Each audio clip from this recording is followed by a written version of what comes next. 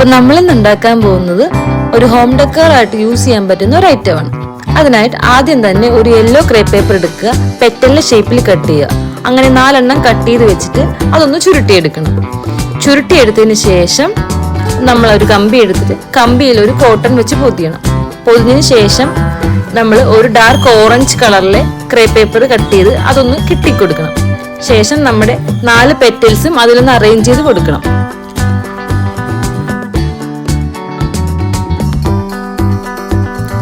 പിന്നീട് ആ ഫ്ലവറിന്റെ ബാക്ക് പോർഷനിൽ ഗ്രീൻ ടേപ്പ് ഒട്ടിച്ചു കൊടുക്കണം.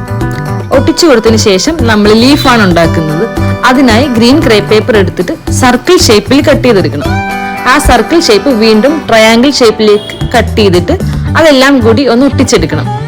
അതിനുശേഷം നമ്മൾ ഒരു ഗ്രീൻ ടേപ്പ് ചെയ്ത സ്ലാഹ ആ ലീഫിന്റെ ബാക്ക് പോർഷനിൽ ഒട്ടിച്ചു കൊടുത്ത് അറേഞ്ച് ചെയ്യുന്നു.